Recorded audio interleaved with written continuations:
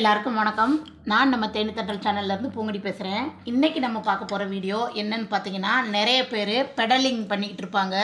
இந்த motor fix பண்ணுறதுல fix பண்ணலாமா வேணாமா, பண்ணுனா கஷ்டமாக இருக்குமா, இல்லை வேறு எதுனா அதை எப்படி செட் பண்ணணும், அந்த மாதிரி நிறைய அது நமக்கு தைக்கிறதுக்கு ஈஸியாக இருக்குமா அப்படின்ற மாதிரி நிறைய டவுட் இருக்கும். எனக்கும் இருந்துச்சு இதை மாட்டுறதுக்கு முன்னாடி. அதனால இதோட டீட்டெயில்ஸ் தான் இன்றைக்கி நான் உங்களுக்கு சொல்ல போகிறேன்.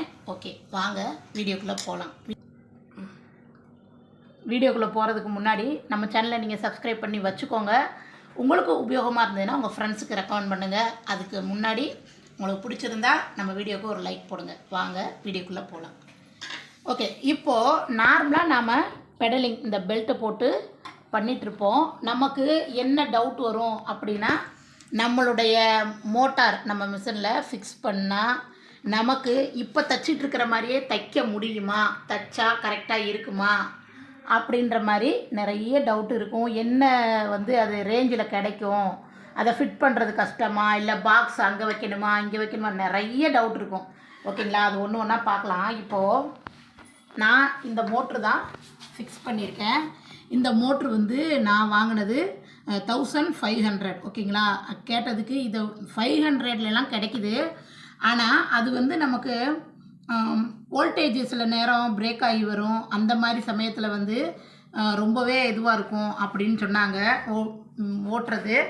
அதுக்கப்புறம் இது எந்த ப்ராப்ளமும் இல்லாமல் ரொம்ப நாளைக்கு லைஃப் வரும்னு சொன்னதுனால நான் மிஷின் வாங்கின அதே கடையிலையே நான் இதை போய் ஃபிட் பண்ணிட்டு வந்துட்டேன். அப்படின்னா எனக்கு ஒரு டவுட் இருந்தது, இந்த டேபிளையும் சேர்த்து தூக்கிட்டு போகணுமோ அப்படின்ற மாதிரி ஒரு டவுட் இருந்தது. அதெல்லாம் எதுவும் கிடையாது.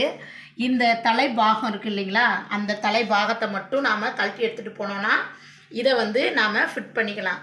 இப்போ எனக்கே இதை ஃபிட் பண்ண தெரியும். அது எப்படிங்கிறத நான் உங்களுக்கு காட்டுறேன். பாருங்கள், இது ஒரே ஒரு ஸ்க்ரூவில் தான் இது நிற்கிது, வேறு எதுலேயுமே நிற்கலை. பாருங்கள், இந்த ஒரே ஒரு ஸ்க்ரூ தான் இது கொடுத்துருவாங்க நமக்கு. ஓகேங்களா, உள்பக்கம் எந்த ஸ்க்ரூவுமே கிடையாது. இந்த ஒரு இது இருக்குது இல்லையா, போல்ட்டு, இதுக்கு உள்ள ஒரு போல்ட்டு. ஏன்னா இந்த இடத்துல நமக்கு கொஞ்சம் அந்த கேப் வேணுன்றதுக்காக இதை நீங்கள் டைட் பண்ணிங்கன்னா இந்த மோட்டார் நம்ம இதோட ஃபிக்ஸ் ஆகிக்கிடுவீங்க. பாருங்கள், நான் இது கையால் தான் இப்போ சுற்றினேன், அதுலேயே இதாகிடுச்சு. ஓகேங்களா, நம்ம ஸ்பேனர் வச்சு டைட் பண்ணிக்கலாம். ரொம்ப டைட் பண்ணுங்கிற அவசியம் கூட கிடையாது, அதுவே நின்றுக்கும். அதுக்கு அடுத்து இந்த பெல்ட்டு போடுறதுனால நமக்கு இதோட சேர்ந்து நின்றுக்கும், அவ்வளோதான். சில பேர் இந்த டேபிள்லேயும் ஹோல்ஸ் போட்டு அதை ஃபிக்ஸ் பண்ணியிருப்பாங்க. நமக்கு இதோட நம்ம வாங்கலை அப்படின்னா மிஷின் வாங்குறதுக்கு அப்புறம் கொஞ்ச நாள் கழித்து நம்ம மாட்டுறோன்னா நம்ம டேபிளில் ஃபிக்ஸ் பண்ண வேண்டிய அவசியம் இல்லை. இங்கே சைடில் நமக்கு 2 ஹோல்ஸ் இருக்கும். நம்மளுடைய வீல் இருக்கு இல்லையா, அந்த வீலுக்கு கொஞ்சம் கீழ்ப்பகுதியில் அது இந்த மோட்ரு ஃபிக்ஸ் பண்ணுறதுக்காக தான். ஓகேங்களா, இந்த ஒரே ஒரு ஸ்க்ரூ போட்டு தான், இந்த இது மட்டும் போட்டு தான் நான் இதை டைட் பண்ணி வச்சுருக்கிறேன். இப்போ எனக்கே இதை ஃபிட் பண்ண தெரியும். இதுக்கு அடுத்து இந்த மோட்டார்லேருந்து இந்த ஒரு ஒயர் வரும். ஓகேங்களா, இங்கே பாருங்கள், இது இவ்வளோ தான். ஓகேங்களா, இது ஒரு அடி தான் இருக்கும், ஒரு அடிக்குள்ளே தான் இருக்கும். இந்த மாதிரி ஒன்று வரும்.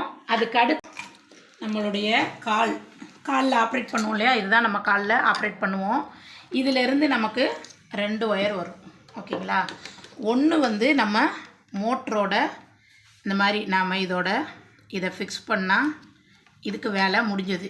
ஓகேங்களா, இதை எப்படி அங்கே கீழே நாம் செட் பண்ணுறதுங்கிறதையும் நான் சொல்கிறேன்.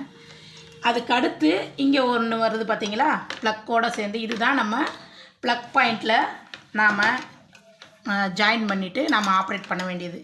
இது எவ்வளோ லென்த்து இருக்குது அப்படின்னு பார்த்தீங்கன்னா 1.25 மீட்ரு தான் இருக்குது. ஓகேங்களா, நம்ம கீழே தரையிலேருந்தே 1.25 மீட்ரு தான் இருக்குது. மேக்ஸிமம் எந்த ஒரு சுவிட்ச் பாக்ஸும் இந்த ஹைட்டில் இருக்காது. அதனால் நாம் அந்த ஜங்ஷன் பாக்ஸ் வச்சுக்கலாம். பாருங்கள், இதில் தான் நான் போட்டிருக்கிறேன், இதில் நான் போட்டுக்கிட்டேன். ஓகேங்களா, இப்போது பாருங்கள், இது நாம் ஆன் பண்ணியாச்சு. இதை அமுக்கினா போதும். நான் இதை காலில் வச்சு அமுக்கிறத உங்களுக்கு தெரியறதுக்காக இங்கே வைக்கிறேன். பாருங்கள், இதை நாம் எவ்வளோ ஃபாஸ்ட்டாக அமுக்கிறோமோ அதுக்கு தக்கன அங்கே ஃபாஸ்ட்டாக போகும். நம்ம பைக்கில் வந்து ஆக்சிலேட்டர் திருப்புவோம் இல்லையா, அதை எப்படி கொடுக்குறோமோ அதே மாதிரி தான் அந்த ஸ்பீடு. ஓகேங்களா? இது லைட்டாக ஒரு 1/4 இன்ச் தான் டிஃப்ரென்ஸு ஃபாஸ்ட்டுக்கும் லைட்டாக நாம் இது பண்ணுறதுக்கும். இது நம்ம ரொம்ப அனுபவம் வேணுமா அப்படின்னா அதெல்லாம் கிடையாது. 2 நாளில் உங்களுக்கு ஆட்டோமேட்டிக்காக வந்துடும். நீங்கள் அந்த டேனிங் திருப்புறது அந்த மாதிரி இருக்கிறது மட்டும் நமக்கு ஒரு 1 வீக் ஆகும். நம்ம அந்த பேக் ஸ்டிச் போடுறது, டேன் பண்ணுறது, பெண்டில் போடுறது, அது மட்டும் நமக்கு ஒரு 4 நாள்லேருந்து ஒரு வாரம் வரைக்கும் தைச்சிக்கிட்டே இருந்தோம்னா நமக்கே வந்துடும். ஓகேங்களா? அதனால் நீங்கள் இதை பார்த்து எதுவும் பயப்பட தேவையில்லை. இதை இந்த மாதிரி நாம் பாருங்கள், இது வரைக்கும் நமக்கு எந்த வித இங்கே இருக்குது, நான் இதை ஒரு 1/2 இன்ச் அழுத்திட்டேன். இது வரைக்கும் எந்த வித ஃபங்க்ஷனுமே இல்லை, ஈவனாக கொண்டு வந்தாச்சு. இதுக்கு கீழே வரும்போது தான் நமக்கு வந்து இதோட அந்த இதுவே இருக்குது. அதில் ஒரு 1/4 இன்ச் எக்ஸ்ட்ரா அழுத்திட்டிங்கன்னா ஓவர் ஃபாஸ்ட்டில் போயிடும். அதுதான் நமக்கு வந்து கண்ட்ரோல் தேவை. அப்போது இப்போ நான் என்ன பண்ணுவேன் அப்படின்னா, பாருங்கள், இந்த மாதிரி நாம் அழுத்தி அதை வேலை செய்யவே முடியாது. நம்ம ஃபாஸ்ட்டாக போகுது அப்படின்னு தெரிஞ்சால் லைட்டாக அந்த மாதிரி ஸ்லோவாக இப்படி எடுத்துக்கிட்டே நாம் பண்ணினோன்னா நமக்கு அந்த மீடியம் இதில் கிடைக்கும். இப்படி தான் நான் மெயின்டைன் பண்ணிக்கிட்டு இருக்கேன். ஓகேங்களா? ஏன்னா நம்ம ஓவர் ஸ்பீடு மாதிரி வருது அப்படிங்கும்போது நாம் லைட்டாக ரிலீஸ் பண்ணி விட்டோன்னா அந்த ஸ்பீடு குறையும். இது எல்லாமே ஒரு நூல் முன்ன பின்ன தான். ஓகேங்களா? உங்களுக்கு நான் சொன்ன மாதிரி அந்த 1/4 இன்ச்சில் தான் ஓவர் ஸ்பீடும் நார்மல் ஸ்பீடுமே இருக்குது. நம்ம காலில் வச்சு பண்ணும்போது நமக்கு கண்ணில் தெரிகிறதுனால இதை வந்து நம்ம கண்ணில் பார்த்து பண்ணிடுவோம். ஆனால் நாம் ஆப்ரேட் பண்ண போகிறது காலில். ஓகேங்களா? இப்போ நான் இதை வந்து நான் எங்கே ஃபிக்ஸ் பண்ணுறேங்கிறத நான் சொல்கிறேன். இதை நான் இப்போ ரிமூவ் பண்ணிக்கிறேன் கீழே ஃபிக்ஸ் பண்ணுறதுக்கு. இதை வந்து இந்த மாதிரி எடுத்துகிட்டு போய் இந்த ஹோல்ஸ் வழியாக கீழ்ப்பகுதியில் விடுறோம். விட்டுட்டு இந்த ஃபூட்டரை வந்து அப்படியே நாம் எடுத்துக்கிட்டு வரோம். எடுத்துக்கிட்டு வந்துட்டு இங்கே பாருங்கள், அடிப்பகுதியில் நிற்கிறதுக்காக இருக்கும். நான் வந்து இதை வந்து இந்த இடத்த இந்த ஃபஸ்ட்டு இதில் போட்டுடுறேன். ஓகேங்களா? இந்த ப்ளக்கை எடுத்து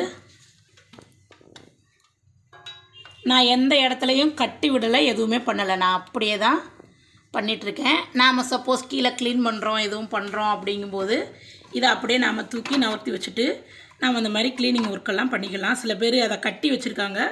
நான் கட்டலை, எதுவுமே பண்ணல. இந்த இதை வந்து அப்படியே இந்த கேப்பில் வந்து விட்டுட்டு அப்படியே நான் ஃபிக்ஸ் பண்ணி வச்சுருக்கிறேன். அப்படியே ஆப்ரேட் பண்ண வேண்டியது தான். இப்போ காலால் நாம் ஆப்ரேட் பண்ணும்போது உங்களுக்கு தெரியும். இவ்வளோதான் ஃப்ரெண்ட்ஸ். இது நம்ம எந்த ரிஸ்க்குமே கிடையாது. நீங்கள் எந்த இதுக்கு வேணாலும் கண்டிப்பாக நீங்கள் வந்து இது பண்ணிக்கலாம், ஃபிக்ஸ் பண்ணிக்கிடலாம். நாம் இதெல்லாம் தூக்கிட்டு போக வேண்டிய அவசியம் இல்லை. இது எனக்கு டவுட் இருந்தது, யாருக்கு டவுட் இருக்கா இல்லையான்னு எனக்கு தெரியல. நான் இதனாலேயே ரொம்ப நாள் நான் மோட்ரு ஃபிக்ஸ் பண்ணாமல் வச்சுருந்தேன். இந்த மோட்ரு ஃபிக்ஸ் பண்ணதுமே ஒரு 2 days நீங்கள் வந்து ஸ்ட்ரெயிட் ஸ்டிச்சிங் மாதிரி, அதாவது ஓரம் அடிக்கிறது, சுடிதார் பேண்ட் அடிக்கிறது, அந்த மாதிரி ஃபால்ஸ் அடிக்கிறது, இது மாதிரியாக ஒரு 2 daysக்கு பண்ணுங்கள். அப்போ வந்து உங்களுக்கு நல்லா பழகிடும். அதுக்கப்புறம் நாம் பெண்டில் தைக்கிறதெல்லாம் தைச்சிக்கலாம். ரொம்பவே நம்ம வந்து இதன் மூலமாக நமக்கு டைம் ரொம்ப சேவ் ஆகும். அதுக்கு அடுத்து வந்து நம்ம டயர்டாகாமல் இருப்போம். நிறைய துணி தைக்கும்போது நம்ம ஃபோர்ஸாக அதை தைச்சி காலால் மூவ் ஆகும்போது சில பேருக்கு கால் வலிலாம் வருது. இது எந்த ப்ராப்ளமுமே இல்லை. இங்கே பாருங்கள், நம்ம காலால் லேசாக இவ்வளோதான் நாம் ஆப்ரேட் பண்ண போகிறதே. அதனால் நீங்கள் எந்த டவுட்டுமே தேவையில்லை. எல்லாருமே இதை மாட்டிக்கலாம். இந்த மாதிரி உங்களுக்கு ப்ளக் பாயிண்ட் பக்கத்தில் இல்லை அப்படின்னா இது மாதிரி எக்ஸ்டென்ஷன் பாக்ஸ் ஒன்று வாங்கி வச்சுக்கலாம். ஓகேங்களா? ஓகே ஃப்ரெண்ட்ஸ், இதை நான் உங்கள்கிட்ட இன்றைக்கி ஷேர் பண்ணணும்னு நினச்சேன். ஷேர் பண்ணிட்டேன். உங்களுக்கு பிடிச்சிருக்குன்னு நினைக்கிறேன். Okay, thank you friends, thank you so much.